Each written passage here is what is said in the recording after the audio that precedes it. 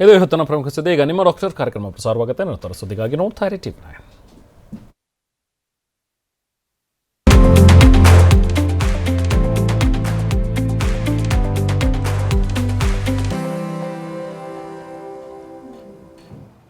ನಿಮ್ಮ ಡಾಕ್ಟರ್ ಟಿವಿ9ನ ವಿಶೇಷ ನೇರ ಪ್ರಸಾರ ಕಾರ್ಯಕ್ರಮಕ್ಕೆ ಸ್ವಾಗತ.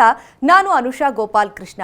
ಒತ್ತಡದ ಜೀವನ, ಬದಲಾಗುತ್ತಿರುವ ಜೀವನ ಶೈಲಿ, ಜನರಿಗೆ ನೂರಾರು ಆರೋಗ್ಯ ಸಮಸ್ಯೆ, ಯಾವ ಸಮಸ್ಯೆಗೆ ಯಾವ ಚಿಕಿತ್ಸೆ ಅನ್ನೋದೇ ದೊಡ್ಡ ಚಿಂತೆ. ಇಂತಹ ಸಮಸ್ಯೆ ಇರೋರ್ಗೆ ಒಂದೇ ವೇದಿಕೆಯಲ್ಲಿ ಸಿಗುತ್ತೆ ಉತ್ತರ. ಇದೇ ಟಿವಿ9ನ ವಿಶೇಷ ಕಾರ್ಯಕ್ರಮ ನಿಮ್ಮ ಡಾಕ್ಟರ್.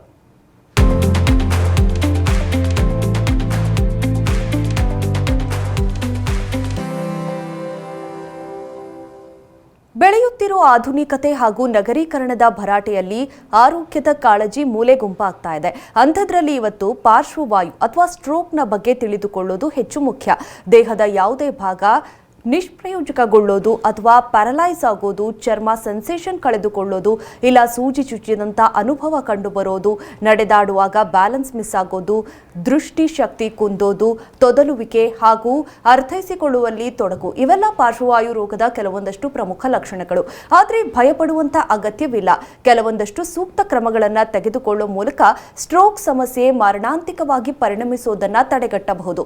ಹಾಗಾದರೆ ಸ್ಟ್ರೋಕ್ ಸಮಸ್ಯೆ ಕಾಡಲು ಕಾರಣಗಳೇನು? ಸ್ಟ್ರೋಕ್ ಆದಾಗ ಏನ್ ಮಾಡಬೇಕು? ತಕ್ಷಣಕ್ಕೆ ಸಿಗುವ ಪರಿಹಾರ ಏನು? ಇದೆಲ್ಲದರ ಬಗ್ಗೆ ಮಾಹಿತಿ ಕೊಡೋದಕ್ಕೆ ಇವತ್ತು ನಮ್ಮ ಜೊತೆ ಸಾಕ್ರಾ ವರ್ಲ್ಡ್ ಹಾಸ್ಪಿಟಲ್ ಬೆಂಗಳೂರಿನಲ್ಲಿ ಕನ್ಸಲ್ಟೆಂಟ್ ನ್ಯೂರೋ ಸರ್ಜನ್ ಆಗಿರುವಂತಹ ಡಾಕ್ಟರ್ ಅಲೋಕ್ ಮೋಹನ್ ಉಪ್ಪಾರ್ ಅವರಿದ್ದಾರೆ. ಬನ್ನಿ ಅವ್ರ ಜೊತೆ ಮಾತಾಡ್ಸೋಣ. ಡಾಕ್ಟರ್ ನಮಸ್ತೆ, ಕಾರ್ಯಕ್ರಮಕ್ಕೆ ಸ್ವಾಗತ. ನಿಮಗೆ ಡಾಕ್ಟರ್, ಈಗಿನ ದಿನಗಳಲ್ಲಿ ಅಕಾಲಿಕವಾಗಿ ಮರಣ ಹೊಂದೋದು, ಅದರಲ್ಲೂ ಯಂಗ್ಸ್ಟರ್ಸ್ ಜಾಸ್ತಿ ಆಗಿದೆ. ಅದರಲ್ಲಿ ಹೆಚ್ಚಾಗಿ ಅಂದ್ರೆ ಹಾರ್ಟ್ ರಿಲೇಟೆಡ್ ಸ್ಟ್ರೋಕ್ಸ್ ಆಗಿರ್ಬೋದು, ಡಿಸೀಸಸ್ ಆಗಿರ್ಬೋದು, ಅದೊಂದು ಕಡೆ. ಆದರೆ ಇನ್ನು ಸಡನ್ ಆಗಿ ಬ್ರೈನ್ ಸ್ಟ್ರೋಕ್ ಆಗುವಂಥದ್ದು, ಇದಕ್ಕೆ ಕಾರಣಗಳೇನು? ಲೈಫ್ ಸ್ಟೈಲ್ ಇಂದ ಇದು ಬರುವಂಥದ್ದ? ಕಾರಣಗಳೇ ಗೊತ್ತಿಲ್ಲದೆ ಈ ಒಂದು ಬ್ರೈನ್ ಸ್ಟ್ರೋಕ್ ತುಂಬಾ ಪ್ರಶ್ನೆ ಆಗಿ ಉಳಿದುಕೊಳ್ಳುತ್ತೆ. ಸೊ ಈ ಸ್ಟ್ರೋಕ್ ಅಂದ್ರೆ ಏನು ಡಾಕ್ಟರ್, ನೀವು ಎಕ್ಸ್ಪ್ಲೇನ್ ಮಾಡೋದಾದ್ರೆ? ಬ್ರೈನಲ್ಲಿ ಅಥವಾ ಮೆದುಳಲ್ಲಿ ರಕ್ತ ಚಲನೆ ಆಗುವುದು ಯಾವುದೇ ಕಾರಣದಿಂದ ನಿಂತು ಹೋದರೆ ಅದರಿಂದ ಬ್ರೈನಲ್ಲಿರುವಂಥ ಕಣಗಳು ಅಥವಾ ಬ್ರೈನ್ ಸೆಲ್ಸ್ ಏನಿರ್ತವೆ ಅದು ನಿರ್ಜೀವ ಆಗೋಕ್ಕೆ ಶುರು ಆಗುತ್ತೆ. ಇದರಿಂದ ಬರುವಂಥ ಸಿಂಪ್ಟಮ್ಸ್ಗೆ ನಾವು ಸ್ಟ್ರೋಕ್ ಅಂತ ಹೇಳ್ತೀವಿ. ರಕ್ತನಾಳದ ಒಳಗಡೆ ಬ್ರೈನಲ್ಲಿ ಏನು ಬ್ಲಡ್ ಸಪ್ಲೈ ಅಥವಾ ರಕ್ತ ಚಲನೆ ಆಗ್ತಿರುತ್ತೋ ಅದು ರಕ್ತನಾಳ ಬ್ಲಾಕ್ ಆಗೋದ್ರಿಂದ ರಕ್ತ ಚಲನೆ ಸ್ಟಾಪ್ ಆಯಿತು, ಅಥವಾ ರಕ್ತನಾಳ ಬರ್ಸ್ಟ್ ಆಗಿ ಅಥವಾ ಒಡೆದು ಹೋಗಿ ಅಲ್ಲಿ ರಕ್ತಸ್ರಾವ ಅಥವಾ ಬ್ಲೀಡಿಂಗ್ ಆಗೋದ್ರಿಂದ ಬ್ರೈನ್ ಕಣಗಳಿಗೆ ಬ್ಲಡ್ ಸಪ್ಲೈ ಆಗ್ತಿಲ್ಲ ಅಂತ ಹೇಳಿದ್ರೆ, ಇವೆರಡೂ ಕಾರಣಗಳಿಂದನೂ ಆಗೋದು ಫೈನಲ್ ಎಂಡ್ ರಿಸಲ್ಟ್ ಏನಂದರೆ ಬ್ರೈನ್ ಸೆಲ್ಸ್ ಡೆತ್. ಅಂದರೆ ಬ್ರೈನ್ ಸೆಲ್ಸ್ ಏನಿದೆ ಅದು ಸಾಯೋಕ್ಕೆ ಶುರು ಆಗ್ತವೆ. ಅದರಿಂದ ಬಾಡಿಯ ಯಾವ ಬ್ರೈನ್ದು ಪಾರ್ಟ್ ಅಫೆಕ್ಟ್ ಆಗಿದೆಯೋ ಆ ಪಾರ್ಟ್ ಆಫ್ ದ ಬಾಡಿ ಕೆಲಸ ಮಾಡೋದನ್ನು ಸ್ಟಾಪ್ ಮಾಡುತ್ತೆ. ಸೊ ಅದಕ್ಕೆ ನಾವು ಸ್ಟ್ರೋಕ್ ಅಂತ ಹೇಳ್ತೀವಿ. ಕಾಮನ್ ಆಗಿ ನಾವು ಆಡುಭಾಷೆಯಲ್ಲಿ ಹೇಳೋದು ಅಂದರೆ ಪಾರ್ಶ್ವವಾಯು ಅಥವಾ ಲಕ್ವ ಹೊಡಿತು ಅಂತ ಹೇಳ್ತೀವಿ, ಅಥವಾ ಪ್ಯಾರಲೈಸ್ ಆದರು ಅಂತ ಹೇಳ್ತೀವಿ. ಇದು one of the most common kind of stroke. ಸ್ಟ್ರೋಕಲ್ಲಿ ಬೇರೆ ಬೇರೆ ಥರದ ಸ್ಟ್ರೋಕ್ಗಳಾಗ್ಬೋದು. ಸೊ ಇದು one of the most common type of stroke ಅಂತ ಹೇಳ್ಬೋದು. ಓಕೆ ಡಾಕ್ಟರ್, ಹೇಳಿದ್ರಿ ಅಂದರೆ ಈಗ ಬ್ರೈನ್ ಸೆಲ್ಸು, ಅದು ರಕ್ತನಾಳಗಳ ಸ್ಥಗಿತಗೊಳ್ಳೋದು ಅಂತ, ಇದು ಯಾವ ಕಾರಣಕ್ಕಾಗಿ ಈ ಸಮಸ್ಯೆ ಬರುತ್ತೆ? ಅಂದರೆ ಜೆನೆಟಿಕಲಿ ಇರೋರಿಗೆ ಈ ಸಮಸ್ಯೆ ಹೆಚ್ಚಾಗಿ ಕಾಣಿಸುತ್ತಾ, ಅಥವಾ ಲೈಫ್ ಸ್ಟೈಲ್ ಕೂಡ ಡಿಪೆಂಡ್ ಆಗೋದ್ರಿಂದ ಜಾಸ್ತಿ ಆಗ್ತಾ ಇದೆಯಾ? ಏನು ಕಾಸ್ಗೆ ಸ್ಟ್ರೋಕ್ ಸಮಸ್ಯೆ ಜಾಸ್ತಿ ಆಗ್ತಾ ಇದೆ ಅನ್ನುವಂಥದ್ದು? ಎಲ್ಲ ಕಾಯಿಲೆಗಳ ಥರನೂ ಸ್ಟ್ರೋಕ್ ಕೂಡ ಸೇಮ್ ಪ್ಯಾಟರ್ನ್ಸ್ನ ಫಾಲೋ ಮಾಡುತ್ತೆ. ಹ್ಯೂಮನ್ ಬಾಡಿಲಿ ಆಗುವಂಥ ಬೇರೆ ಎಷ್ಟೊಂದು ಕಾಯಿಲೆಗಳು, ಟ್ಯೂಮರ್ಸ್ಗಳು ಅಥವಾ ಬೇರೆ ಯಾವುದೇ ಕಾಯಿಲೆ ಆದ್ರೂ ಕಾಮನ್ ಆಗಿ ಆಗುವಂಥದ್ದು ಲೈಫ್ ಸ್ಟೈಲ್ ಮಾಡಿಫಿಕೇಷನ್ಸ್ ಅಥವಾ ಲೈಫ್ ಸ್ಟೈಲ್ ರಿಲೇಟೆಡ್ ಪ್ರಾಬ್ಲಮ್ಸಿಂದಾನೆ. ನಾವು ಹೆಂಗೆ ಜೀವನ ನಡೆಸ್ತೀವಿ, ಅದರಲ್ಲಿ ನಾವು ಡೈಲಿ ಏನೇನು ಮಾಡ್ತೀವಿ, ಅದ್ರ ಮೇಲಿಂದ ಏನೇನು ಪರಿಣಾಮ ಬಾಡಿ ಮೇಲೆ ಬೀರ್ತಿದೆಯಾ ಅನ್ನೋದನ್ನೇ ಮೋಸ್ಟ್ ಕಾಮನ್ ರೀಸನ್ ಎಲ್ಲ ಕಾಯಿಲೆಗಳಿಗೂ. ಸ್ಟ್ರೋಕಲ್ಲೂ ಅದೇ reason holds good. Only small percentage of strokes ಮಾತ್ರ ತಲಾಂತರದಿಂದ ಬರುವಂಥ ಕೆಲವೊಂದು ಡಿಸೀಸಸ್ಸಿಂದ ಬರೋವಂಥ ಚಾನ್ಸ್ ಇರುತ್ತೆ. ಅದಲ್ಲದೆ ಮೋಸ್ಟ್ ಕಾಮನ್ ಆಗಿ ನಾವು ಹೆಂಗೆ ಜೀವನ ನಡೆಸ್ತೀವಿ, ಜೀವನದಲ್ಲಿ ನಾವು ಏನೇನು ಮಾಡ್ತೀವಿ, ಯಾವ ಥರದ್ದು ಊಟ ಮಾಡ್ತೀವಿ, ಲೈಫ್ ಸ್ಟೈಲಲ್ಲಿ ಹೇಗೆ ಆ್ಯಕ್ಟಿವ್ ಆಗಿರ್ತೀವಿ, ಅಥವಾ ಯಾವ ಥರದ ಪ್ರದೇಶದಲ್ಲಿರ್ತೀವಿ, ಇವೆಲ್ಲ ಕಾರಣಗಳಿಂದ ಸ್ಟ್ರೋಕ್ ಆಗೋವಂಥ ಸಾಧ್ಯತೆಗಳು more common compared to genetic causes. Usually lifestyle and diet related ಪ್ರಾಬ್ಲಮ್ಸಿಂದಾನೇ ನಮಗೆ ಸ್ಟ್ರೋಕ್ ಆಗೋವಂಥ ಚಾನ್ಸಸ್ ಜಾಸ್ತಿ. ಅದಲ್ಲದೆ ತುಂಬ ಕಮ್ಮಿ ಪರ್ಸೆಂಟೇಜ್ ಜನರಲ್ಲಿ ಅವರ ಬಾಡಿಲಿರೋವಂಥ ಕೆಲವೊಂದು ಡಿಸೀಸಸ್ ಅಥವಾ ಬ್ಲಡ್ಡಲ್ಲಿ ರಕ್ತ ಹೆಪ್ಪುಗಟ್ಟುವಂಥ ಒಂದು ಪ್ರವೃತ್ತಿ ಇರೋವಂಥ ಒಂದು ಡಿಸೀಸಸ್ಸಿಂದ ಈ ಥರ ಜೆನೆಟಿಕ್ ಪ್ರಾಬ್ಲಮ್ಸ್ ಅಥವಾ ಹೆರಿಡಿಟರಿ ಪ್ರಾಬ್ಲಮ್ಸಲ್ಲಿ ರಕ್ತ ಹೆಪ್ಪುಗಟ್ಟುವಂಥ ಪ್ರವೃತ್ತಿ ಉಂಟಾಗುತ್ತೆ. ಸೊ ಅವರಲ್ಲಿ ಕೂಡ ಸ್ಟ್ರೋಕ್ ಜಲ್ದಿ ಅಥವಾ ಇವೇನೂ ಪ್ರಾಬ್ಲಮ್ ಇಲ್ಲದೇ ಇದ್ರೂ ಸ್ಟ್ರೋಕ್ ತನ್ನಿಂತಾನೇ ಆಗುವಂಥ ಚಾನ್ಸಸ್ ಇರುತ್ತೆ. ಬಟ್ ಆ ಥರ ಪೇಷಂಟ್ಸ್ ಯೂಶಲಿ 100ರಲ್ಲಿ ಒಂದು 5 ಅಥವಾ 6 ಪೇಷಂಟ್ಸ್ ಮಾತ್ರ ನೋಡ್ತೀವಿ. ಕಾಮನ್ ಆಗಿ 90 to 95% of the patients usually ಇವೆಲ್ಲ ಏನೂ ಸಮಸ್ಯೆಗಳು ಇಲ್ಲದೇ, ಏನು ಜೆನೆಟಿಕ್ ಅಥವಾ ಹೆರಿಡಿಟರಿ ಕಾಸಸ್ ಇಲ್ಲದೇ ಬರುವಂಥ ಲೈಫ್ ಸ್ಟೈಲ್ ರಿಲೇಟೆಡ್ ಪ್ರಾಬ್ಲಮ್ಸಿಂದನೇ ಸ್ಟ್ರೋಕ್ ಕಾಮನ್ ಆಗಿ ಆಗುತ್ತೆ. ಓಕೆ, ಎಸ್ ಡಾಕ್ಟರ್, ಈಗ ಒಬ್ರು ಕಾಲರ್ ರೆಡಿ ಇದ್ದಾರೆ, ಮಾತನಾಡಿಸೋಣ. ಜರೀನಾ ಅಂತ ಬೆಂಗಳೂರಿಂದ ಕರೆ ಮಾಡಿದ್ದಾರೆ. ನಮಸ್ತೆ ಜರೀನಾ ಅವರೇ. ನಮಸ್ತೆ ಮ್ಯಾಮ್. ಡಾಕ್ಟರ್ ಇದ್ದಾರೆ, ಮಾತನಾಡಿ, ನಿಮ್ಮ ಪ್ರಶ್ನೆಯನ್ನ ಕೇಳಬಹುದಮ್ಮ. ಆಯ್ತು, ಮಾತಾಡ್ತೀನಿ. ಕೇಳಿ, ನಿಮ್ಮ ಪ್ರಶ್ನೆಯನ್ನ ಕೇಳಿ. ಹಲೋ, ನಮಸ್ತೆ ಸರ್. ನಮಸ್ತೆ, ಹೇಳಿ ಅಮ್ಮ. ಸರ್, ನಮ್ಮ ಹಸ್ಬೆಂಡಿಗೆ ಈ ತರ ಎಂತ ಬೆಲ್ಟ್ ಪಾಸ್ ಏನು ಅಂತಾರಲ್ಲ ಸರ್, ಸ್ಟ್ರೋಕ್ಗೆ ಸ್ವಲ್ಪ ಜೋರಾಗಿ ಮಾತಾಡ್ಬೋದಾ? ಸ್ಟ್ರೋಕ್ ಆಗಿದೆ ಸರ್ ನಮ್ಮ ಯಜಮಾನ್ರಿಗೆ. ಓಕೆ. ಬಟ್ ಅವರಿಗೆ ಏನು ಅಂತಂತಂದ್ರೆ ಕಣ್ಣದು ಪ್ರಾಬ್ಲಮ್ ಆಗ್ಬಿಟ್ಟು ಇವಾಗ 50% ಅವರಿಗೆ ಕಣ್ಣು ಕಾಣ್ತಾ ಇಲ್ಲ ಸರ್. ನೀವು ಮತ್ತೆ ಇನ್ನೊಂದು ರಿಪೀಟ್ ಮಾಡ್ತೀರಾ? ನೀವು ಕರೆಕ್ಟಾಗಿ ನಂಗೆ ಸ್ಪಷ್ಟವಾಗಿ ಕೇಳಿಸ್ತಿಲ್ಲ. ಮತ್ತೆ ಅವ್ರ ಯಜಮಾನ್ರಿಗೆ ಬ್ರೈನ್ ಸ್ಟ್ರೋಕ್ ಆಗಿ ಈಗ ಕಣ್ಣು ಕಾಣಿಸೋದಿಲ್ಲ. ಅವ್ರನ್ನ ಬೇರೆ ಏನೋ ಹೇಳಿದ್ರು ಅನ್ಸುತ್ತೆ, ಮತ್ತೆ ರಿಪೀಟ್ ಮಾಡ್ತೀರಾ? ಇಲ್ಲ ಸರ್, ಅದೇ ಬೆಲ್ಟ್ ಪಾಲ್ಸಿ ಅಂತ ಹೇಳ್ತಾ ಇದ್ರು ಸರ್. ಅದು ಇವಾಗ ಅವರಿಗೆ ಕಣ್ಣದು ಸ್ವಲ್ಪ ಪ್ರಾಬ್ಲಮ್ ಆಗಿ ಕಣ್ಣು ಸರಿಯಾಗಿ ಕಾಣ್ತಾ ಇಲ್ಲ ಸರ್. ಓಕೆ. ಬೆಲ್ಸ್ ಪಾಲ್ಸಿ ಅಂತ ನಿಮ್ಗೆ ಯಾರು ಡಾಕ್ಟರ್ ಹೇಳಿದ್ರ ಅಥವಾ ಅದನ್ನ ಬೇರೆ ಎಲ್ಲೋ ನೀವು ಓದಿ ಅರ್ಥ ಮಾಡ್ಕೊಂಡಿದ್ದ? ನಾವು ಹಂಗ ಅರ್ಥ ಮಾಡ್ಕೊಂಡಿದ್ದು. ನಾವು ನ್ಯೂರೋ ಸೆಂಟರ್ ಅಲ್ಲಿ ತೋರಿಸಿದೀವಿ ಸರ್. ಅವರು ಸ್ಟ್ರೋಕ್ಗೆ ಅಂತಾನೆ ಮೆಡಿಸಿನ್ ಎಲ್ಲ ಕೊಟ್ಟಿದ್ದಾರೆ. But okay, hello, fine. Okay, ಇಲ್ಲಿ ನೋಡಿ, ಎರಡು ವಿಷಯ, ನೀವು ಬೇರೆ ಬೇರೆ ವಿಷಯಗಳನ್ನ ಹೇಳಿದ್ದೀರಾ. ಇವಾಗ ಒಂದು ಬೆಲ್ಸ್ ಪಾಲ್ಸಿ ಅಂತ ಹೇಳಿದ್ದೀರಾ, ಇನ್ನೊಂದು ಸ್ಟ್ರೋಕ್ ಮೆಡಿಸಿನ್ ಕೊಡ್ತಿದ್ದಾರೆ ಅಂತ ಹೇಳಿದ್ದೀರಾ. ಕೆಲವೊಂದ್ಸಲ ಎರಡನ್ನೂ ಒಟ್ಟಿಗೆ ಕೋ ಎಕ್ಸಿಸ್ಟಿಂಗ್ ಇರ್ಬೋದು. ಬೆಲ್ಸ್ ಪಾಲ್ಸಿ ಅನ್ನೋದು ಅದು ಒಂದು minor different kind of stroke. ಅದು ರಕ್ತನಾಳಗಳಲ್ಲಿ ಪ್ರಾಬ್ಲಮ್ ಆಗಿ ಬರೋವಂಥ ಫೇಶಿಯಲ್ ವೀಕ್ನೆಸ್ ಅಲ್ಲ. ಅದು ನರ್ವಲ್ಲಿ ಬೇರೆ ಬೇರೆ ಕಾರಣಗಳಿಂದ ಉಂಟಾಗುವಂಥ ಒಂದು ಕೊರತೆಯಿಂದ ಬರುವಂಥ ಒಂದು ವೀಕ್ನೆಸ್. ಅದು ಬರೀ ಫೇಸಲ್ಲಿ ಮಾತ್ರ ಇರುತ್ತೆ. ಅದು ತನ್ನಿಂತಾನೇ ಇಂಪ್ರೂವ್ಮೆಂಟ್ ಆಗುತ್ತೆ ಯೂಶಲಿ 3 ಇಂದ 4 ವಾರದಲ್ಲಿ. ಅದಕ್ಕೆ ಬೆಲ್ಸ್ ಪಾಲ್ಸಿ ಅಂತ ಹೇಳ್ತೀವಿ. ಅದರಲ್ಲಿ ಕೆಲವೊಂದು ಸಲ ಕಣ್ಣು ಮುಚ್ಚೋವಂಥ ಕೆಪಾಸಿಟಿ ಏನಿರುತ್ತೆ ಅದು ಸ್ವಲ್ಪ ಕಳ್ಕೊತಾರೆ ತಾತ್ಕಾಲಿಕವಾಗಿ ಪೇಷಂಟ್ಸು. ಅದು ಆಟೋಮೆಟಿಕ್ಕಾಗಿ ಫ್ಯೂ ವೀಕ್ಸ್ ಅಲ್ಲಿ ಅದ್ಪಡಾಗದೆ ರಿಕವರಿ ಆಗುತ್ತೆ. ಸೊ ಈ ಥರ ಪೇಷಂಟ್ಸ್ಗೆ ಯೂಶಲಿ ನಾವು ಸ್ಟ್ರೋಕ್ ಮೆಡಿಸಿನ್ ಏನು ಕೊಡಲ್ಲ, ಯಾಕಂದರೆ ಅದು totally different kind of problem, bells policy ನೀವು ಹೇಳಿರೋ ಹಂಗೆ. ಅದು ಬಿಟ್ಟು ಸ್ಟ್ರೋಕ್ ಆಗೋವಂಥ ಸಾಧ್ಯತೆ ಮತ್ತೆ ಬೇರೆ ಬೇರೆ ಲೈಫ್ ಸ್ಟೈಲ್ ರಿಲೇಟೆಡ್ ಪ್ರಾಬ್ಲಮ್ಸಿಂದ, ಅಥವಾ ಪೇಷಂಟ್ ತುಂಬ ದಪ್ಪಗಿದ್ದರೆ, ಒಬಿಸಿಟಿ ಇದ್ದರೆ, ಅಥವಾ ಸ್ಮೋಕಿಂಗ್, ಆಲ್ಕೋಹಾಲ್ ಕನ್ಸಂಪ್ಷನ್ ಇವೆಲ್ಲ ಜಾಸ್ತಿ ಇತ್ತು ಅಂತ ಹೇಳಿದ್ರೆ, ಅಥವಾ ಪೇಷಂಟ್ಸ್ಗೆ ಕೊಲೆಸ್ಟ್ರಾಲ್ ಲೆವೆಲ್ ತುಂಬ ಜಾಸ್ತಿ ಇದೆ, BP ತುಂಬ ಜಾಸ್ತಿ ಇದೆ, ಶುಗರ್ ಪ್ರಾಬ್ಲಮ್ ಇದೆ, ಇವೆಲ್ಲ ಏನಾದ್ರು ಐಡೆಂಟಿಫೈ ಮಾಡಿದರೆ ನಿಮ್ಮ ಡಾಕ್ಟರ್ ಪ್ರಾಬಬ್ಲಿ ಸ್ಟ್ರೋಕ್ ಆಗೋವಂಥ ಸಾಧ್ಯತೆ ಕೂಡ ಇದೆ. ಹಾಗಾಗಿ ನೀವು ಸ್ಟ್ರೋಕ್ ಮೆಡಿಸಿನ್ ತೊಗೊಳ್ಳಿ ಅಂತ ನಿಮಗೆ ಹೇಳಿರ್ಬೋದು. ಕಣ್ಣು ಕಾಣಿಸ್ತಾ ಇಲ್ಲ ಅಂತ ಹೇಳಿದ್ರೆ ಕೆಲವೊಂದು ಭಾಗ ಬ್ರೈನಲ್ಲಿ ಕೆಲವೊಂದು ಭಾಗದಲ್ಲಿ ಆಗೋ ಸ್ಟ್ರೋಕ್ಗಳಿಂದ ಕಣ್ಣು ನೋಟ ಕಳ್ಕೊಬೋದು, ಫುಲ್ಲಾಗೂ ಕಳ್ಕೊಬೋದು, ಪಾರ್ಷಲ್ ಆಗೋ ಅಂದರೆ ಕಣ್ಣಿನ ನೋಟದಲ್ಲಿ ದೃಷ್ಟಿಯಲ್ಲಿ ಅರ್ಧ ಭಾಗ ಅಥವಾ ಒಂದು ಭಾಗ ಮಾತ್ರ ಸರಿ ಕಾಣಿಸ್ತಿಲ್ಲ ಅನ್ನಂಗೆ ಆಗ್ಬೋದು. ಆ ಥರ ಏನಾದ್ರು ಸ್ಟ್ರೋಕ್ ಆಗಿತ್ತು ಅಂತ ಹೇಳಿದ್ರೆ, ಒಂದ್ಸಲ ಆ ಸ್ಟ್ರೋಕ್ ಆಗಿರೋ ಭಾಗ ಫುಲ್ ನಿರ್ಜೀವ ಆಗಿತ್ತು ಅಂತ ಹೇಳಿದ್ರೆ ಅದನ್ನು ಕಂಪ್ಲೀಟಾಗಿ ವಾಪಸ್ ಪಡ್ಕೊಳ್ಳೋವಂಥ ಸಾಧ್ಯತೆಗಳು ಕಮ್ಮಿ. ಇನ್ನೊಂದು ಸಲ ಸ್ಟ್ರೋಕ್ ಆಗದೆ ಇರೋ ಹಂಗೆ ನೋಡ್ಕೊಳ್ಬೇಕು ಅಂತಲೇ ಮೆಡಿಸಿನ್ಗಳನ್ನ ಕೊಟ್ಟಿರ್ತಾರೆ ಆಗಲೇ ನಿಮಗೆ. ಸೊ ಆ ಥರ ಮೆಡಿಸಿನ್ಗಳು ಏನಾದ್ರು ಹೇಳಿದರೆ ನಿಮಗೆ ದಯವಿಟ್ಟು ಆ ಮೆಡಿಸಿನ್ಸ್ನ ಯಾವುದೇ ಕಾರಣಕ್ಕೂ ನಿಲ್ಲದೆ ಇರೋ ಹಂಗೆ ನೀವು ತಗೊಳ್ತಾ ಇರಬೇಕು. ಧನ್ಯವಾದ ಜರೀನಾ ಅವರೇ ಕರೆ ಮಾಡಿದ್ದಕ್ಕೆ. ಎಸ್ ಡಾಕ್ಟರ್, ಈಗ ಮನುಷ್ಯನಿಗೆ ಬ್ರೈನಿಗೆ ಸಂಬಂಧಪಟ್ಟಂತೆ ಏನಾದರೂ ಸಮಸ್ಯೆ ಇದೆ ಅಥವಾ ಅದು ಮುಂದೆ ಬ್ರೈನ್ ಸ್ಟ್ರೋಕ್ಗೆ ಲೀಡ್ ಆಗುವಂಥದ್ದು ಸಮಸ್ಯೆ ಇದ್ದಲ್ಲಿ ಯಾವ ರೀತಿ ಅದು ಬಾಡಿಯಲ್ಲಿ ತೋರಿಸುತ್ತೆ, ಯಾವ ಲಕ್ಷಣಗಳು ಕಂಡು ಬರುತ್ತೆ, ಮುಂಚೆ ಏನಾದರೂ ಸೈನ್ಸ್ ಗೊತ್ತಾಗುತ್ತಾ ಅನ್ನುವಂಥದ್ದು?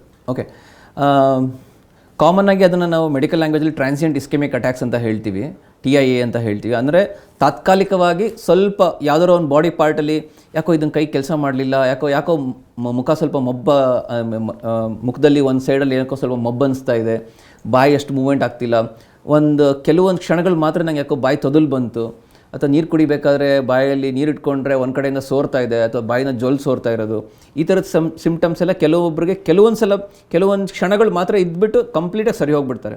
ಯೂಶಲಿ 5 ಮಿನಿಟ್ಸ್ ಒಳಗಡೆನೆಲ್ಲ ಸರಿ ಹೋಗ್ಬಿಡುತ್ತೆ. ಕೆಲವೊಬ್ಬರಿಗೆ ಒಂದು ದಿವಸದಲ್ಲಿ ಅಂದರೆ 24 hours ಅಲ್ಲೇ ಮತ್ತೆ ಇದೇ ಥರ ಕಾಣಿಸ್ಕೊಳ್ಳೋದು ಕಂಪ್ಲೀಟಾಗಿ ಸರಿ ಆಗಿಬಿಡ್ಬೋದು. ಸೊ ಯೂಶಲಿ ಯಾವಾಗ ಎಲ್ಲ ಮನುಷ್ಯರು ಒಂದೇ ಥರ ಯೋಚನೆ ಮಾಡ್ತಾರೆ, ಎಲ್ಲರಿಗೂ ನನಗೇನು ಪ್ರಾಬ್ಲಮ್ ಇಲ್ಲ ಅಂತ ಅಂದ್ಕೊಳ್ಳೋಕೆ ನಮಗೆ ಇಷ್ಟ. ಸೊ ಹಾಗಾಗಿ ಯಾವುದಾದ್ರು ಒಂದು ಪ್ರಾಬ್ಲಮ್ ಬಂದು ಅದು ಸರಿ ಹೋಯಿತು ಅಂದರೆ ಯೂಶಲಿ ನಾವು ಅದನ್ನು ನೆಗ್ಲೆಕ್ಟ್ ಮಾಡೋಕ್ಕೆ ಶುರು ಮಾಡ್ತೀವಿ. ಸೊ ಈ ಥರ ಸಿಮ್ಟಮ್ಸ್ ಏನಾದ್ರು ಬಂತು ಆಗಲೇ ಬಿ ಫಾಸ್ಟ್ ಅಂತ ತುಂಬ ಜನ ಡಾಕ್ಟರ್ಸ್ ಎಲ್ಲ ಕಡೆನೂ ಹೇಳ್ತಾ ಇದ್ದಾರೆ. ಬಿ ಫಾಸ್ಟ್, ಬಿ ಅಂದರೆ ಬ್ಯಾಲೆನ್ಸ್, ಇ ಅಂದರೆ ಐ ಮೂಮೆಂಟ್ಸಲ್ಲಿ ಅಥವಾ ಐ ವಿಷನಲ್ಲಿ ಏನಾದ್ರು ಪ್ರಾಬ್ಲಮ್ ಬರೋದು, ಫೇಸ್ ಏನಾದ್ರು ಒಂದು ಕಡೆ ವೀಕ್ನೆಸ್, ಮುಖ ಸೊಟ್ಟ ಹೋಗೋದು, ಬಾಯಿಂದ ಅಥವಾ ನೀರು ಸೋರೋದು ಅಥವಾ ಜೊಲ್ ಸೋರೋದು, ಬಾಯಲ್ಲಿ ಮಾತಾಡೋದ್ರಲ್ಲಿ ತೊದಲಿಕೆ ಬರೋದು, ಯಾವುದಾದ್ರು ಒಂದು ಕೈ ಅಥವಾ ಕಾಲು ಮೂವ್ಮೆಂಟ್ ಮಾಡೋಕ್ಕೆ ಕಷ್ಟ ಆಗ್ತಿರೋದು, ಅಥವಾ ಮಾತಾಡೋಕ್ಕೆ ಸ್ಲರ್ಡ್ ಸ್ಪೀಚ್ ಅದು ಬಾಯಿ ತೊದಲು ಬರೋದು ಅಥವಾ ಮಾತು ಸ್ಪಷ್ಟವಾಗಿ ಬರ್ತಿಲ್ಲ ಅನ್ನೋದು, ಇವೆಲ್ಲ ಆಯಿತು ಅಂದರೆ ಕ್ವಿಕ್ಕಾಗಿ ಆ್ಯಕ್ಟ್ ಮಾಡಬೇಕು ಅಂತ. ಸೊ ಇದು ಕಂಟಿನ್ಯೂಸ್ ಆಗೂ ಇರ್ಬೋದು. ಈ ಥರದ ಕೆಲವೊಂದು ಸಿಮ್ಟಮ್ಸ್ ಕ್ಷಣಿಕವಾಗಿ ಅಂದರೆ ತಾತ್ಕಾಲಿಕವಾಗಿ ಬಂದು ಕೂಡ ವಾಪಸ್ ಹೊರಟೋಗ್ಬೋದು, ಫುಲ್ ಕಂಪ್ಲೀಟ್ಲಿ ನಾರ್ಮಲ್ ಆಗಿಬಿಡ್ಬೋದು. ಸೊ ಇದು ಕ್ಷಣಿಕವಾಗಿದ್ರೂ ಅಥವಾ ಕಂಟಿನ್ಯೂಸ್ ಆಗಿ ಈ ಸಿಮ್ಟಮ್ಸ್ ಇದ್ರೂ both can be stroke or stroke evolve ಆಗ್ತಿದೆ ಅಂತ ನಮಗೊಂದು ಇನ್ಫಾರ್ಮೇಷನ್ ಥರ ನಾವು ತೊಗೊಳ್ಬೇಕು. ಆದಷ್ಟು ಜಲ್ದಿ ನಮ್ಮ ಡಾಕ್ಟರ್ನ ಕನ್ಸಲ್ಟ್ ಮಾಡೋದು ಒಳ್ಳೆಯದು. ಎಸ್ ಡಾಕ್ಟರ್, ಈಗ ಇನ್ನೊಬ್ರು ಕಾಲರ್ ರೆಡಿ ಇದ್ದಾರೆ, ಮಾತನಾಡ್ಸೋಣ. ನವೀನ್ ಅಂತ ದಾವಣಗೆರೆಯಿಂದ ಕರೆ ಮಾಡಿದ್ದಾರೆ. ನಮಸ್ತೆ ನವೀನ್ ಅವರೇ. ಹಲೋ ನಮಸ್ತೆ, ನನ್ನ ಧ್ವನಿ ಕೇಳಿಸ್ತಾ ಇದೆಯಾ ನವೀನ್ ಅವರೇ? ದಾವಣಗೆರೆ ಡಾಕ್ಟರ್ ಇದ್ದಾರೆ, ಮಾತನಾಡಿ, ನಿಮ್ಮ ಪ್ರಶ್ನೆಯನ್ನ ಕೇಳಿ ಸರ್. ಹಲೋ ನಮಸ್ತೆ, ಹೇಳಿ ನವೀನ್. ಸರ್ ಅದು ನಮಗೆ ಈಗ ಒಂದು ಹಾಫ್ ಇಯರ್ ನನಗೆ ಆಗಿತ್ತು ಸರ್. ನಮಸ್ತೆ ಸರ್. ಹಾಫ್ ಇಯರಿಂದ ಏನಾಗಿತ್ತು? ನನಗೆ ಸ್ಟ್ರೋಕ್ ಆಗಿತ್ತು ಸರ್. ಅದು ಸ್ಟ್ರೋಕ್ ಆಗಿತ್ತಾ? ಹ್ಞೂ ಸರ್, ಲೆಫ್ಟ್ ಸೈಡ್. ಓಕೆ. ಅದಕ್ಕೆ ಆಯುರ್ವೇದಿಕ್ ಮೆಡಿಸಿನ್ನು ಅದನ್ನೆಲ್ಲ ತಗೊಂಡಿದ್ದು ಸರ್. ಹಾಂ ಹೇಳಿ. ಆಗಿತ್ತು ಸರ್. ಅದು ಮತ್ತೆ ಆಯುರ್ವೇದಿಕ್ ಟ್ರೀಟ್ಮೆಂಟ್ ಅದೆಲ್ಲ ತಗೋದ್ವಿ. ಏನಂತ ನಮಗೆ ಒಂದು ಅಮೌಂಟ್ ಭಾಳ ಇದು ಮಾತಾಡ್ತಿತ್ತು ಸರ್. ಇವಾಗ ಹೇಗಿದ್ದೀರಾ? ಇವಾಗ ನೀವು ಏನೇನು ಕೆಲಸ ಮಾಡೋಕ್ಕಾಗುತ್ತೆ? ಓಡಾಡೋಕ್ಕಾಗ್ತಾ ಇದೆಯಾ? 75% ಓಕೆ. Okay fine. ಓಕೆ, ಏನು ಸ್ಪೆಸಿಫಿಕ್ ಕ್ವಶನ್ ಕೇಳಬೇಕು ಅಂತ ಇದ್ದೀರಾ ಅಥವಾ ನಾವು ಮಾಡ್ತಿರೋ ಟ್ರೀಟ್ಮೆಂಟ್ ಸಾಕಾ ಅಂತ ಕೇಳ್ತಾ ಇದ್ದೀರಾ?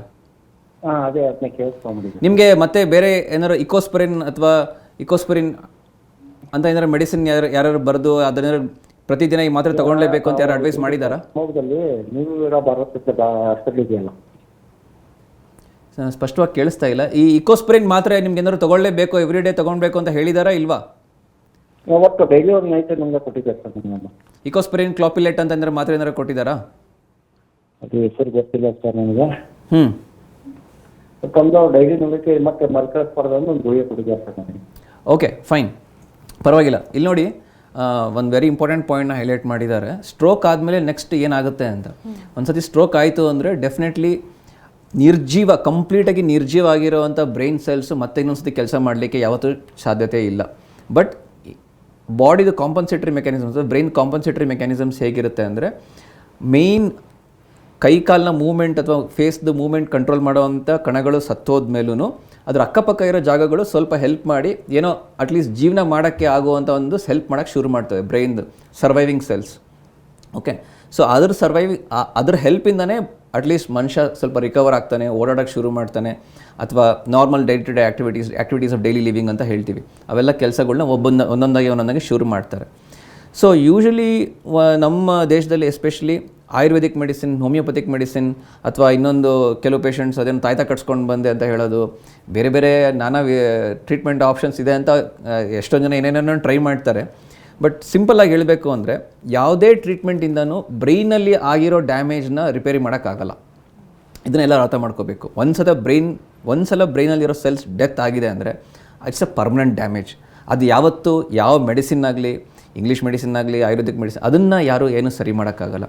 ನಾವು ಜಸ್ಟ್ ಟ್ರೀಟ್ಮೆಂಟ್ ಯಾವತ್ತೂ ಎದ್ರ ಮೇಲೆ ಫೋಕಸ್ ಮಾಡ್ತೀವಿ ಅಂದರೆ, ಅಟ್ಲೀಸ್ಟ್ ಉಳಿದಿರೋ ಬ್ರೈನ್ ಸೆಲ್ಸ್ ಏನಿದೆ ಅದು ಅವ್ರಿಗೆ ಆ್ಯಕ್ಟಿವಿಟೀಸ್ ಆಫ್ ಡೈಲಿ ಲಿವಿಂಗ್ಗೆ ಏನಾದ್ರು ಸಿಗ್ನಲ್ಸ್ ಕೊಡೋಕ್ಕೆ ಶುರು ಮಾಡುತ್ತಾ ಅಂತ ವೆಯ್ಟ್ ಮಾಡಿ ಬ್ರೈನ್ನ ರಿಲ್ಯಾಕ್ಸ್ ಮಾಡೋಕ್ಕೆ ಮೆಡಿಸಿನ್ಸ್ ಕೊಡ್ತೀವಿ. ಮತ್ತು ಅದು ಬಿಟ್ಟು ಬ್ರೈನಲ್ಲಿ ಮತ್ತೆ ಇನ್ನೊಂದು ಸಲ ಸ್ಟ್ರೋಕ್ ಆಗದೇ ಇರಲಿ ಅಂತ ಮೆಡಿಸಿನ್ಸ್ ಕೊಡ್ತೀವಿ. ಯಾವುದೇ ಮೆಡಿಸಿನ್ ಕೊಡೋದ್ರಿಂದ ಆಗಲೇ ಆಗಿರೋ ಡ್ಯಾಮೇಜ್ನ ಚೇಂಜ್ ಮಾಡಲಿಕ್ಕಾಗಲ್ಲ. ನಾವು ಕೈಕಾಲು ಮೂಮೆಂಟ್ಸ್ ಅಥವಾ ಫಿಸಿಯೋಥೆರಪಿ ಇವೆಲ್ಲ ಮಾಡೋದ್ರಿಂದ ಬಾಡಿಲಿರೋ ಮಸಲ್ಸ್ ಒಳ್ಳೆ ಕಂಡೀಷನ್ನಲ್ಲಿ ಇಟ್ಕೊಂಡ್ರೆ ಯಾವಾಗ ಬ್ರೈನ್ ತನ್ನಿಂದ ತಾನೇ ರಿಕವರ್ ಆಗೋಕ್ಕೆ ಶುರು ಆಗುತ್ತೋ ಆ ಟೈಮಲ್ಲಿ ನಮ್ಮ ಮಾಂಸಖಂಡಗಳು ಆ್ಯಕ್ಟಿವ್ ಆಗಿ ಬಲವಾಗಿ ಇದ್ದರೆ ಮೂವ್ಮೆಂಟ್ ಮಾಡಲಿಕ್ಕೆ ನಮಗೆ ಇನ್ನೂ ಈಸಿ ಆಗುತ್ತೆ ಅನ್ನೋದು ಒಂದೇ ಒಂದು ಅದರಲ್ಲಿ ಸೈನ್ಸ್ ಇರೋದು. ಅದು ಬಿಟ್ಟರೆ ನೀವು ಆಯುರ್ವೇದಿಕ್ ಟ್ರೀಟ್ಮೆಂಟ್ ಆಗಲಿ, ಬೇರೆ ಯಾವ ಟ್ರೀಟ್ಮೆಂಟ್ ಆಗಲಿ, ಏನೇ ಮಾಡಿಸಿದ್ರೂ ಅಷ್ಟೇ ಸತ್ತೋಗಿರೋವಂಥ ಬ್ರೈನ್ ಸೆಲ್ಸ್ನ ಯಾವ ಟ್ರೀಟ್ಮೆಂಟನ್ನು ಸರಿ ಮಾಡೋಕ್ಕಾಗಲ್ಲ.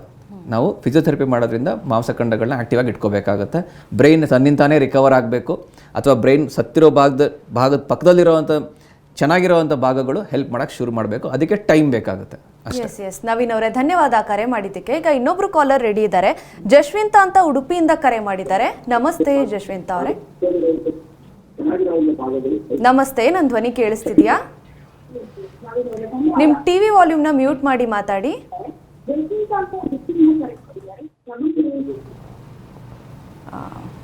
ದೂರವಾಣಿ ಸಂಪರ್ಕ ಕಡಿತ ಆಗಿದೆ ಅಂತ ಕಾಣಿಸುತ್ತೆ.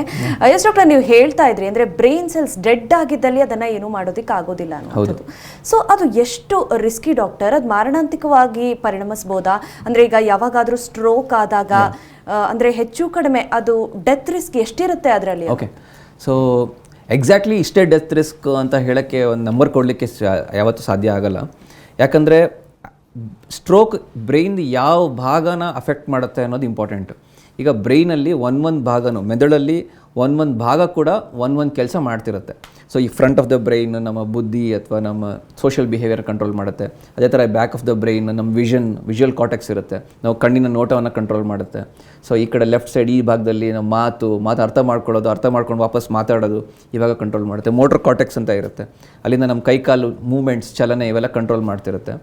ಅದೇ ಥರ ಬ್ರೈನ್ ಸ್ಟೆಮ್ ಅಂತ ಇನ್ನೊಂದು ಕ್ರಿಟಿಕಲ್ ಆರ್ಗನ್ ಇರುತ್ತೆ, ಅಲ್ಲಿಂದ ಎಲ್ಲ ಬ್ರೈನ್ದು ಎಲ್ಲ ಫೈಬರ್ಸ್ ಕೂಡ ಅದೇ ಜಾಗದಿಂದ ಪಾಸ್ ಆಗಬೇಕು. ಸೊ ಕೆಲವೊಂದು ಭಾಗ, ಯಾವ ಭಾಗದಲ್ಲಿ ಸ್ಟ್ರೋಕ್ ಆಗುತ್ತೋ, ಯಾವ ಭಾಗ ಯಾವ ಕೆಲಸ ಮಾಡ್ತಿರುತ್ತೋ ಆ ಭಾಗ ಮಾತ್ರ ನಿರ್ಜೀವ ಆಗುತ್ತೆ. ಸೊ ಆ ಸ್ಪೆಸಿಫಿಕ್ ಆ್ಯಕ್ಟಿವಿಟಿ ಅಥವಾ ಸ್ಪೆಸಿಫಿಕ್ ಆ್ಯಕ್ಟಿವಿಟಿ ಮಾಡುವಂಥ ಕೆಪಾಸಿಟಿನ ಕಳ್ಕೊತಾರೆ ಜನ. ಸೊ ಹಾಗಾಗಿ ನಾನು ಪ್ರೀವಿಯಸ್ ಕಾಲರ್ ಹೇಳ್ದಂಗೆ ಕಣ್ಣು ನೋಟ ಹೋಯಿತು ಅಂತ ಹೇಳಿದಾಗ ಪ್ರಾಬಬ್ಲಿ ಆಕ್ಸಿಪಿಟಲ್ ಇತ್ತು, ಈ ಭಾಗದಲ್ಲಿ ಏನಾದ್ರು ಬ್ಲಡ್ ಸಪ್ಲೈ ಏನಾದ್ರು ಆ ಭಾಗಕ್ಕೆ ಮಾತ್ರ ಸ್ಟ್ರೋಕ್ ಆಗಿದೆಯಾ ಅಂತ ಒಂದು ಡೌಟ್ ಬರುತ್ತೆ. ಸೊ ಹಾಗೆ ಇದು ಒಂದು ಪಾರ್ಟ್ ಬಗ್ಗೆ ಹೇಳ್ತಾ ಹೋದರೆ ಈ ಥರ ಆಗುತ್ತೆ. ಸೊ ಸ್ಪೆಸಿಫಿಕಲಿ ಈ ಥರ ಒಂದು ಪಾರ್ಟ್ ಮಾತ್ರ ಇನ್ವಾಲ್ವ್ ಆದರೆ ಮಾರಣಾಂತಕ ಅಥವಾ ಡೆತ್ ಆಗುವಂಥ ಚಾನ್ಸಸ್ ಸ್ವಲ್ಪ ಕಮ್ಮಿನೇ. ಬಟ್ ಅದೇ ನಾವೇನಾದ್ರು ಬ್ರೈನ್ ಸ್ಟೆಮ್ ಅಂತ ನಿಮಗೆ ಒಂದು ವರ್ಡ್ ಯೂಸ್ ಮಾಡಿದೆ. ಬ್ರೈನ್ ಸ್ಟೆಮ್ ಅಂದರೆ ಈ ಎಲ್ಲ ಬ್ರೈನಲ್ಲಿರೋ ಎಲ್ಲ ಫೈಬರ್ಸ್ ಕೂಡ, ಎಲ್ಲ ಎಲೆಕ್ಟ್ರಿಕಲ್ ಸರ್ಕ್ಯೂಟ್ಸ್ ಕೂಡ ಆ ಸಣ್ಣ ಒಂದು ಜಾಗದಿಂದ ಪಾಸ್ ಆಗಬೇಕಾಗುತ್ತೆ, ಸ್ಪೈನಲ್ ಕಾರ್ಡ್ ಕನೆಕ್ಷನ್ ಕೊಡೋಕ್ಕಿಂತ ಮುಂಚೆ. ಅಲ್ಲೇನಾದ್ರು ಇರೋದೇ ಒಂದು ಚಿಕ್ಕ ಜಾಗ, ಅದು ಒಂದು 2-3 ಸೆಂಟಿಮೀಟರ್ ಸ್ಕ್ವೇರ್ ಅಷ್ಟು ಜಾಗ ಇರುತ್ತೆ. ಅಲ್ಲೇನಾದ್ರು ಸ್ಟ್ರೋಕ್ ಆಯಿತು ಅಂತ ಹೇಳಿದ್ರೆ, ಇವನ್ ಇಷ್ಟು ಚಿಕ್ಕ ಜಾಗ ಸ್ಟ್ರೋಕ್ ಆದ್ರೂ ಕಂಪ್ಲೀಟಾಗಿ ಬ್ರೀದಿಂಗ್, ಹಾರ್ಟ್ ಆ್ಯಕ್ಟಿವಿಟಿ ಇವೆಲ್ಲ ನಿಂತೋಗುವಂಥ ಒಂದು ಹೈ ಚಾನ್ಸಸ್ ಇರುತ್ತೆ. So usually brain stem strokes, ಈ ಥರ ಸ್ಟ್ರೋಕ್ಸ್ ಏನಾರು ಆದರೆ ಅದು ಮಾರಣಾಂತಕವಾಗಿ ಎಂಡ್ ಆಗುವಂಥ ಹೈ ಚಾನ್ಸಸ್ ಇರುತ್ತೆ. ಅದೇ ಮೇಲ್ಗಡೆ ಪಾಡೋದು ಸ್ಟ್ರೋಕ್, ಇಷ್ಟು ದೊಡ್ಡ ಏರಿಯಾ ಸ್ಟ್ರೋಕ್ ಆದ್ರೂ ಯೂಶಲಿ ಪೇಷಂಟ್ಸ್ ಡೆತ್ ಆಗದೆ ಸ್ವಲ್ಪ ಒಂದು ಮಿನಿಮಲ್ ಡೆಫಿಸಿಟ್ಸಿಂದ ಕೂಡ ಹೊರಗೆ ಬರ್ಬೋದು ಅನ್ನೋ ಸಾಧ್ಯತೆ ಇರುತ್ತೆ. ಅದೇ ಥರ left side of the brain is a much more powerful brain, because 98% ಪೀಪಲಲ್ಲಿ ಮಾತನ್ನು ಕಂಟ್ರೋಲ್ ಮಾಡುವಂಥ ability usually left side of the ಬ್ರೈನಿಗೆ ಇರುತ್ತೆ. So left side of the brain ಆದರೆ ಯೂಶಲಿ ಪೇಷಂಟ್ಸ್ದು ರಿಕವರಿ ಅಥವಾ ಕಾಂಪ್ಲಿಕೇಶನ್ಸ್ ಇನ್ಕ್ಲೂಡಿಂಗ್ ಡೆತ್ ಆಗೋವಂಥ ಚಾನ್ಸಸ್ ಕೂಡ ಜಾಸ್ತಿ ಆಗ್ತಾ ಹೋಗುತ್ತೆ compared to the right side of the brain. Doctor, ಈಗ ಇನ್ನೊಬ್ರು ಕಾಲರ್ ರೆಡಿ ಇದ್ದಾರೆ, ಮಾತನಾಡ್ಸೋಣ. ಕುಮಾರ್ ಅಂತ ರಾಮನಗರದಿಂದ ಕರೆ ಮಾಡಿದ್ದಾರೆ. ನಮಸ್ತೆ ಕುಮಾರ್ ಅವರೇ. ನಮಸ್ತೆ ಮೇಡಮ್. ಡಾಕ್ಟರ್ ಇದ್ದಾರೆ, ಮಾತನಾಡಿ, ನಿಮ್ಮ ಪ್ರಶ್ನೆಯನ್ನ ಕೇಳಬಹುದು. ಸರ್ ನಮಸ್ಕಾರ. ನಮಸ್ತೆ, ಹೇಳಿ ಸರ್. ನಮಗೆ ಸ್ಟ್ರೋಕ್ ಆಗಿತ್ತು 6 ಮಂತ್ ಹಿಂದೆಗಡೆ. ಓಕೆ. ಅದು ತೊತ್ಲು ಹೋಗ್ತಿಲ್ಲ sir. Okay. Left side, right side ಕೈ ಕಾಲು ಆಗಿತ್ತು. ಅದೇ ತೊದ್ಲು ಹೋಗ್ತಾ ಇಲ್ಲ, ಕೈ ಕಾಲು ಸದೈತು. ನಾಟಿ ಔಷಧಿ ತಗೊಂಡ ಇದೆ ಇದು ಆಂಧ್ರದಲ್ಲಿ. ಓಕೆ. ತೊದ್ಲು ಮಾತ್ರ ಹೋಗ್ತಾ ಇಲ್ಲ ಸರ್, ಅದಕ್ಕೆ ಓಕೆ ಫೈನ್. ತೊದಲು ಹೋಗ್ತಿಲ್ಲ ಅಂತ ಹೇಳಿದೆ, ಬಟ್ ಮಾತು ಸ್ಪಷ್ಟವಾಗಿ ಕೇಳಿಸ್ತಾ ಇದೆ.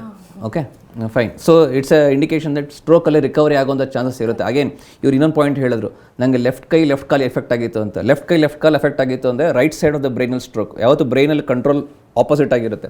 ರೈಟ್ ಬ್ರೈನ್ ಲೆಫ್ಟ್ ಬಾಡಿನ ಕಂಟ್ರೋಲ್ ಮಾಡುತ್ತೆ, ಲೆಫ್ಟ್ ಬ್ರೈನ್ ರೈಟ್ ಬಾಡಿನ ಕಂಟ್ರೋಲ್ ಮಾಡುತ್ತೆ. ಒಂದು ಇಂಪಾರ್ಟೆಂಟ್ ಪಾಯಿಂಟ್ ಹೇಳಿದ್ದೆ, ಲೆಫ್ಟ್ ಸೈಡ್ ಬ್ರೈನ್ ಸ್ಟ್ರೋಕ್ ಆದರೆ ತೊಂದರೆಗಳು ಜಾಸ್ತಿ ಅಂತ. ಇವ್ರು ರೈಟ್ ಸೈಡ್ ಸ್ಟ್ರೋಕ್ ಆಗಿರೋದ್ರಿಂದ ಮಾತಾಡೋಕ್ಕೆ ಹೇಳಿದ ಅರ್ಥ ಆಗ್ತಾ ಇದೆ, ಅವ್ರು ನಮ್ಗೆ ಮಾತಾಡೋಕ್ಕೆ ಸಾಧ್ಯತೆ ಇದೆ. So that means it's a good stroke that has happen to him. ಇರೋ ಎಷ್ಟೊಂದು ಸ್ಟ್ರೋಕ್ಗಳಲ್ಲಿ ಒಳ್ಳೆ ಥರದ್ದಾಗಿದೆ ಇವ್ರಿಗೆ. ಸೊ ಮಾತು ಸ್ವಲ್ಪ ತೊದಲು ಅಂತ ಅವ್ರಿಗೆ ಅನಿಸ್ತಾ ಇದೆ, ಬಟ್ ಆಗಲೇ ಬಾಡಿ ಆಗಲೇ ರಿಕವರ್ ಆಗಿದೆ. ಓಕೆ. ಸೊ ಮಾತು ತೊದಲು ಅಂತ ಅವ್ರು ಸ್ಪೆಸಿಫಿಕ್ ಪ್ರಶ್ನೆ ಹೇಳಿದ್ದಾರೆ. ಸೊ ಇವೆಲ್ಲದಕ್ಕೂ ಒಂದೇ ಸಿಂಪಲ್ ಆನ್ಸರ್ ಏನು ಅಂದರೆ ಪ್ರಾಕ್ಟೀಸ್ ಮಾಡಬೇಕು. ಒಂದು ಸತಿ ಸ್ಟ್ರೋಕ್ ಆಯಿತು ಅಂತ ಹೇಳಿದ್ರೆ ಒಂದು ಚಿಕ್ಕ ಮಗು ಆದಂಗೆ ಆಗುತ್ತೆ ಈ ದೇಹ. ಸೊ ಚಿಕ್ಕ ಮಕ್ಕಳಿಗೆ ಇನ್ನೊಂದು ಬೇರೆ ಪಾಯಿಂಟಲ್ಲಿ ಅದು ಎಕ್ಸ್ಪ್ಲೇನ್ ಮಾಡ್ತೀನಿ. ನಾವು ಚಿಕ್ಕ ಮಕ್ಕಳಿಗೆ ಹೇಗೆ ಮಾತಾಡೋದನ್ನ ಹೇಳ್ಕೊಡ್ತೀವೋ, ನಾವು ಹೇಗೆ ಮತ್ತೆ ಮಾತಾಡೋ ಅಂತ ಹೇಳ್ತೀವಿ, ಅಥವಾ ನಾವು ಚಿಕ್ಕ ಹುಡುಗರಿದ್ದಾಗ ಯಾವಾಗ ನಾವು ಹೇಗೆ ABCD ಬರೆದು ಪ್ರಾಕ್ಟೀಸ್ ಮಾಡ್ತೀವೋ, ಇದು ಅದೇ ಥರ ಕೈ ಮೂಮೆಂಟ್ಸ್ ಆಗಲಿ, ಕಾಲು ಮೂಮೆಂಟ್ಸ್ ಆಗಲಿ, ಮುಖದಲ್ಲಿರೋಂಥ ಎಕ್ಸ್ಪ್ರೆಷನ್ಸ್ ಆಗಲಿ, ಅಥವಾ ಮಾತಾಡೋ ಸ್ಪಷ್ಟತೆ ಆಗಲಿ, ಇವೆಲ್ಲನೂ ಸ್ಟ್ರೋಕ್ ಆದಮೇಲೆ ವಾಪಸ್ ಪಡ್ಕೋಬೇಕು ಅಂದರೆ ಪ್ರಾಕ್ಟೀಸ್ ಮಾಡಬೇಕು. That is where physiotherapy, speech therapy, swallow therapy all is come in. Okay. So ಯಾವುದೇ ಒಂದು ಭಾಗ ಅಫೆಕ್ಟ್ ಆಗಿದೆ ಅದನ್ನು ನಾವು ಇನ್ನೂ ಸ್ಟ್ರಾಂಗ್ ಮಾಡಿಸ್ಬೇಕು ಅಥವಾ ಅದರಲ್ಲಿ ಇನ್ನೂ ಕ್ಲಾರಿಟಿ ಪಡ್ಕೋಬೇಕು ಅಂದರೆ ಅದನ್ನು ಪ್ರಾಕ್ಟೀಸ್ ಮಾಡ್ತಾ ಹೋಗಬೇಕು. ಅದು ಕ್ರಮೇಣವಾಗಿ ಇಂಪ್ರೂವ್ಮೆಂಟ್ ಆಗುತ್ತೆ. ಸಡನ್ನಾಗಿ ಯಾವುದೋ ಮಾತ್ರೆಗಳು ತಗೊಳ್ಳೋದ್ರಿಂದ ಏನು ಹೆಲ್ಪ್ ಆಗಲ್ಲ. ಎಸ್ ಧನ್ಯವಾದ ಕುಮಾರ್ ಅವರೇ ಕರೆ ಮಾಡಿದ್ದಕ್ಕೆ ಆಗಲಿ. ಎಸ್ ಡಾಕ್ಟರ್, ಅಂದರೆ ಕೊನೆಯದಾಗಿ ಈಗ ಬ್ರೈನ್ ಸ್ಟ್ರೋಕ್ ಪರಿಸ್ಥಿತಿ ಉಂಟಾದಾಗ ಬ್ರೈನ್ ಸ್ಟ್ರೋಕ್ ಪೇಷಂಟ್ಸು ಯಾವ ರೀತಿ ಚಿಕಿತ್ಸೆ ಮೆಡಿಕೇಶನ್ಸ್ ಇರುತ್ತೆ ಅವ್ರಿಗೆ, ಮತ್ತು ಇಮಿಡಿಯೇಟಾಗಿ ಬ್ರೈನ್ ಸ್ಟ್ರೋಕ್ ಆದಾಗ ಏನು ಮಾಡಬೇಕು ತುರ್ತಾಗಿ ಅನ್ನುವಂಥದ್ದು? Okay, so one of the most important question ಬಂದಿದ್ದೀವಿ. ಈಗಾಗಲೇ ಹೇಳಿರೋಂಗೆ BEFAST, ಓಕೆ, ಬ್ಯಾಲೆನ್ಸ್ ಅಥವಾ ವಿಷನಲ್ಲಿ ಏನಾದ್ರು ಪ್ರಾಬ್ಲಮ್ಸ್ ಅಥವಾ ಫೇಸಲ್ಲಿ ಏನಾದ್ರು ಮುಖ ಸೊಟ್ಟ ಹೋಯಿತು ಅಥವಾ ಬಾಯಿನ ಜೋಲ್ ಸೋರೋದು, ನೀರು ಸೋರೋದು ಅಂದರೆ ಆಗ್ತಾಯಿದೆ, ಅಥವಾ ಯಾವ್ದಾದ್ರು ಕೈ ಕಾಲು ಯಾವ್ದಾದ್ರು ಮೂವ್ಮೆಂಟ್ ಮಾಡೋಕ್ಕಾಗ್ತಿಲ್ಲ, ಮಾತಲ್ಲಿ ತೊದಲುವಿಕೆ, ಇವೆಲ್ಲ ಆಯಿತು ಅಂದರೆ BFAST ಅಂದರೆ time. The most important thing in any of these stroke symptoms ಈ ಥರ ಆಯಿತು ಅಂತ ಹೇಳಿದ್ರೆ ಇಮ್ಮಿಡಿಯೇಟಾಗಿ ನಿಯರೆಸ್ಟ್ ಹಾಸ್ಪಿಟಲ್ಗೆ ತಲುಪೋದು ಮೋಸ್ಟ್ ಇಂಪಾರ್ಟೆಂಟ್. ಯಾಕಂದರೆ ಯೂಶಲಿ 4.5 hours ಆಫ್ ಟೈಮ್ ಅಂತ ಹೇಳ್ತೀವಿ. ಸ್ಟ್ರೋಕ್ ಶುರು ಆಗಿ ವಿದಿನ್ 4.5 hours ಟೈಮಲ್ಲಿ ನಾವೇನಾದರೂ ಸ್ಟ್ರೋಕ್ ಅಂದರೆ ಎಲ್ಲಿ ಬ್ಲಾಕ್ ಆಗಿದೆ, ಎಲ್ಲಿ ರಕ್ತನಾಳ ಎಲ್ಲರೂ ಬ್ಲಾಕ್ ಆಗಿದೆ ಅಂತ ಗೊತ್ತಾದರೆ ಜಸ್ಟ್ ಒಂದು ಸಿಂಪಲ್ ಇಂಜೆಕ್ಷನ್ ಕೊಡೋದ್ರಿಂದ ಈ ಕ್ಲಾಟ್ನ ನಾವು ಡಿಸಾಲ್ವ್ ಮಾಡೋಕ್ಕೆ ಸಾಧ್ಯತೆ ಇರುತ್ತೆ. ಹಾಗೆಯೇ ನಾವು ಯಾವಾಗ ಜಲ್ದಿ ಹಾಸ್ಪಿಟಲ್ ತಲುಪ್ತೀವೋ, ಎಷ್ಟು ಜಲ್ದಿ ಟ್ರೀಟ್ಮೆಂಟ್ ಶುರು ಮಾಡ್ತೀವೋ, ನಿರ್ಜೀವ ಅಂದರೆ ಕಂಪ್ಲೀಟ್ಲಿ ಸೆಲ್ಸ್ನ ಸಾಯುವಂಥ ಒಂದು ಪರಿಸ್ಥಿತಿಗೆ ಬಿಡದೇನೆ ಸೆಲ್ಸ್ನ ಕಾಪಾಡಿಕೊಳ್ಳುವಂಥ ಸಾಧ್ಯತೆ ಕೂಡ ಜಾಸ್ತಿ ಇರ್ತವೆ. ಸೊ ಪರ್ಮನೆಂಟ್ ಡ್ಯಾಮೇಜ್ ಆಗೋದನ್ನು ಎಲ್ಲಿವರೆಗೂ ನಾವು ಪ್ರಿವೆಂಟ್ ಮಾಡ್ತಾ ಹೋಗ್ತೀವೋ ಅಷ್ಟು ಸೆಲ್ಸ್ ನಮ್ಮ ಹತ್ರ ವಾಪಸ್ ಉಳ್ಕೊತವೆ. ಎಷ್ಟು ಬ್ರೈನ್ ಸೆಲ್ಸ್ ನಮ್ಮ ಹತ್ರ ವಾಪಸ್ ಉಳ್ಕೊತಾವೋ ಅಷ್ಟು ಚೆನ್ನಾಗಿ ರಿಕವರಿ ಆಗುತ್ತೆ. ಸೊ ಅದಕ್ಕೆ ನಾವು ಸ್ಟ್ರೋಕ್ ಆದಾಗ ಕ್ವಿಕ್ಕಾಗಿ ಆ್ಯಕ್ಟ್ ಮಾಡಬೇಕು. ಈ ಥರ ಯಾವುದೇ ಸಿಮ್ಟಮ್ಸ್ ಕಂಡು ಬಂದರೆ ಜಲ್ದಿ ಹಾಸ್ಪಿಟಲ್ ತಲುಪಬೇಕು. ಯಾಕಂದರೆ ಆ ರಕ್ತ ಚಲನೆಯನ್ನು ರೀಎಸ್ಟಾಬ್ಲಿಷ್ ಮಾಡುವಂಥ ಸಾಧ್ಯತೆ ಏನಿದೆ ಯೂಶಲಿ 4.5 to 6 hours ಅಂತ ಹೇಳ್ತೀವಿ. ವಿದಿನ್ 4 hours ಇದ್ದರೆ ಇಂಜೆಕ್ಷನ್ ಕೊಡ್ಬೋದು, ಅಥವಾ ವಿದಿನ್ 6 hours ಬಂದರೆ ಅದನ್ನು ಮತ್ತೆ ತೆಗಿಯೋಕ್ಕೆ ಚಾನ್ಸ್ ಇರುತ್ತೆ. Yes, thank you so much doctor. ಸಾಕಷ್ಟು ಮಾಹಿತಿ ಕೊಟ್ರಿ, ಧನ್ಯವಾದ ನಿಮಗೆ. Thank you. ಎಸ್, ಇನ್ನು ಡಾಕ್ಟರನ್ನು ನೇರವಾಗಿ ಭೇಟಿ ಮಾಡೋದಕ್ಕೆ ಅಡ್ರೆಸ್ ಪ್ಲೇಟ್ ಇಂತಿದೆ. ಸಕ್ರೆ ವರ್ಲ್ಡ್ ಆಸ್ಪತ್ರೆ, outer ring road, Devarabeesanahalli, Intel ಎದುರುಗಡೆ, ಬೆಂಗಳೂರು 560103. ದೂರವಾಣಿ ಸಂಖ್ಯೆ 0804969469. ಇದಾಗಿತ್ತು ಇವತ್ತಿನ ನಿಮ್ಮ ಡಾಕ್ಟರ್. ನಿರಂತರ ಸುದ್ದಿಗಾಗಿ ನೋಡ್ತಾ ಇರಿ TV9.